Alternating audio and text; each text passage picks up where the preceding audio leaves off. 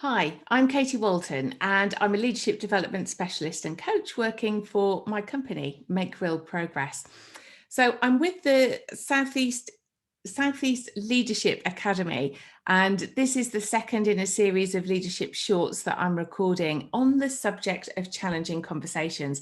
And I'm absolutely passionate about giving you some practical tips and techniques that you can take away to make sure that, first of all, you get the outcome that you need from the conversation, and second of all, that it becomes less challenging in the way that you view it. So this is the second of 3 videos that I'm recording in total. So the first one was on building relationships and having the right relationships to get the best from that conversation. This is around thinking about your thinking so that you're set up for success. And the last one I'll be recording will be about words, the words that you use to actually land the conversation in as best way as possible. So when we're thinking about our thinking, I'd like you to focus first of all and consider what you think and how it can make it more challenging for you. And this could be a number of different ways. It could be that we're thinking in a specific way about the individual that we're going to have the conversation with. It could be thinking about the outcome, potentially considering it to be too challenging to even go there. Or it could be thinking about how the conversation might go and whether it's going to land as well as it potentially could be. So there may be a number of different things that we're doing or not doing with our own thinking that might help or hinder the conversation. If we consider when we're giving feedback to somebody, for example, if we consider that what we are giving feedback on is what we can actually see. So it's the performance, it's the behaviors, it's the actions of somebody, but there's a huge amount going on underneath the surface, underneath the waterline. And that's the thoughts, values, behaviors, feelings, everything else that a person has going on for them at any one time. So if we're just tackling at a surface level the behavior that we've seen, or the performance, there's an awful lot likely that we're missing going on. So that's one thing to be thinking about, is that there's going to be thinking that the other person is doing that goes on underneath the surface that's driving their behavior. So that's something we can potentially focus on with questions, when we're trying to understand their perspective and what's going on for them.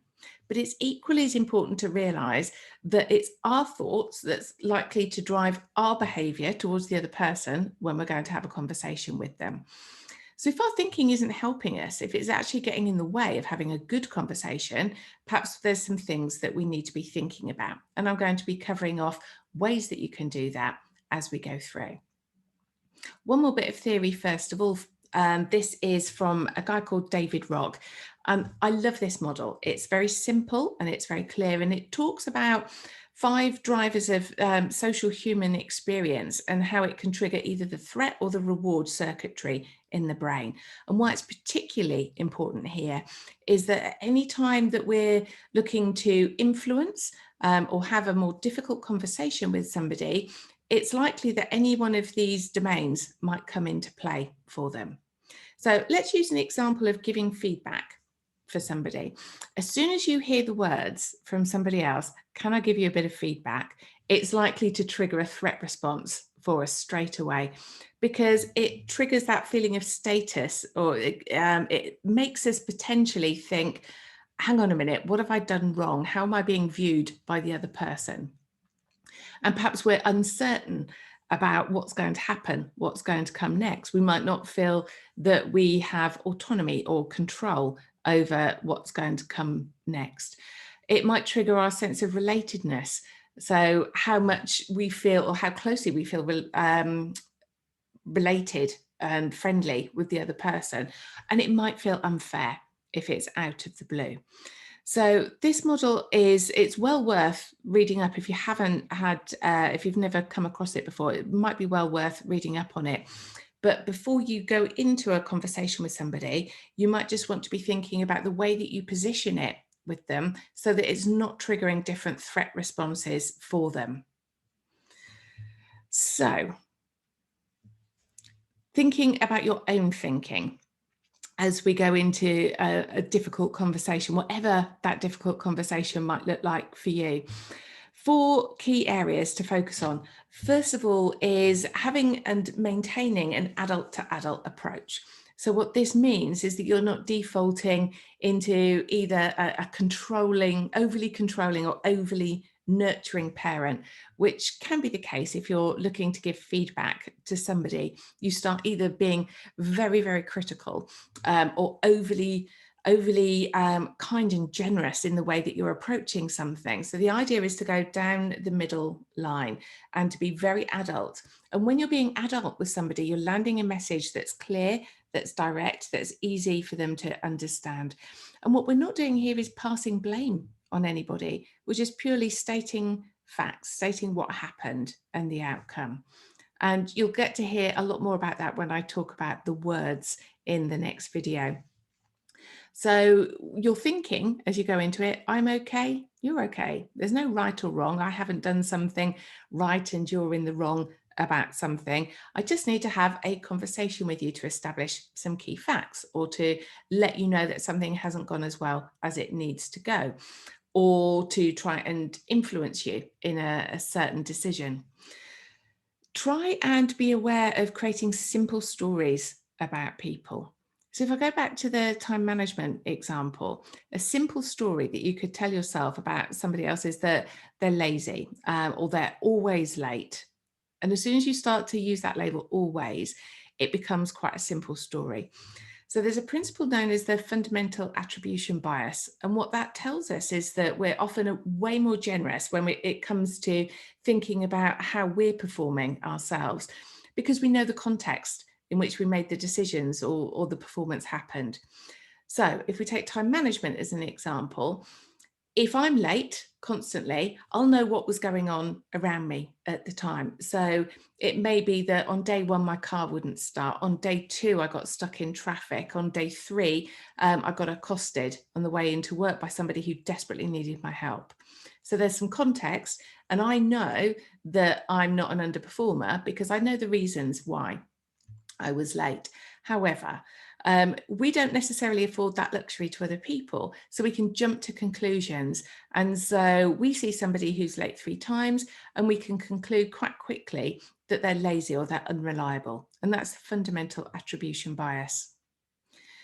The third thing that we need to focus on is what's known as either halo or horns or confirmation bias.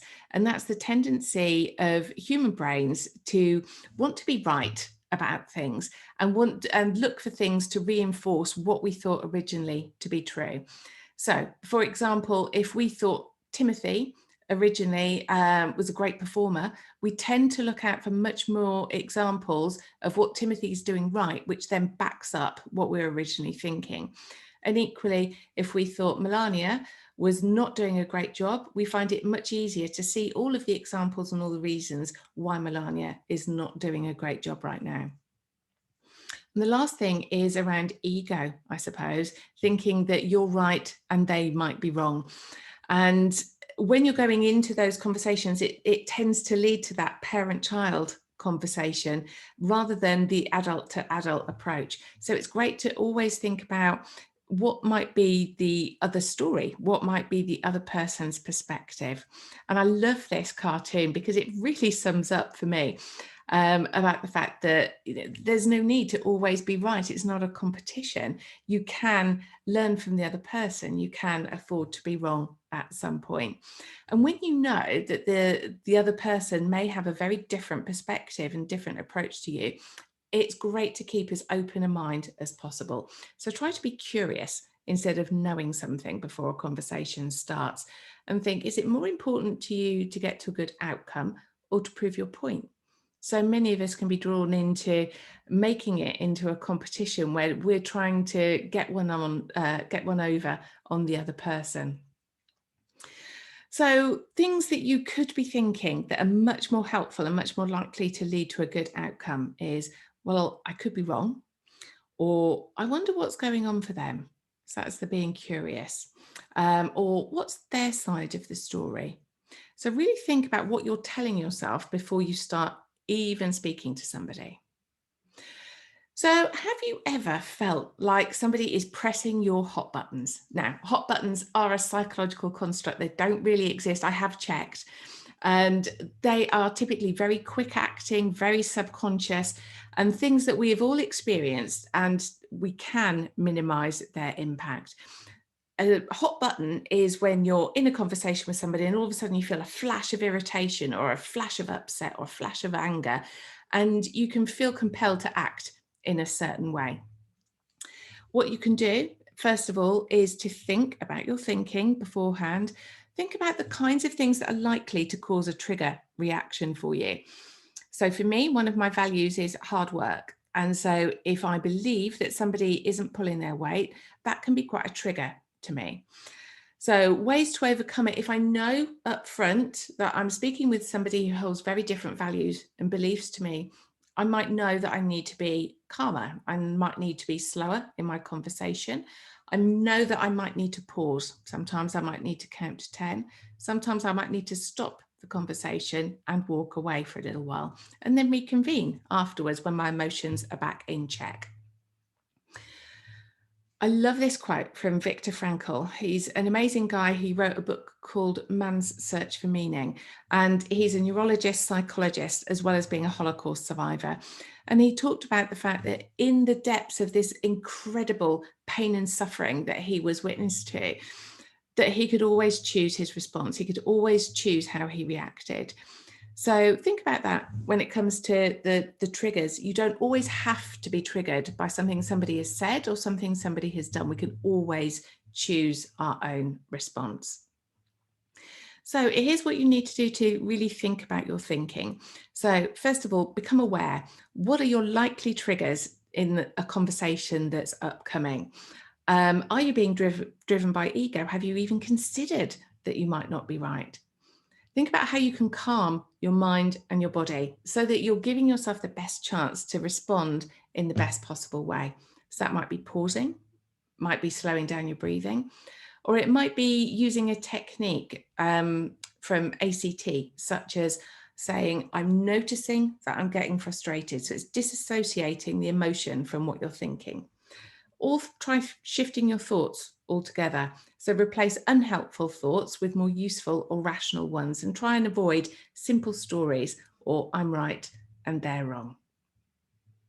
I hope you found this session useful, and there are 2 more in the series. One is relationships and the other one is around the words that you can use in challenging conversations.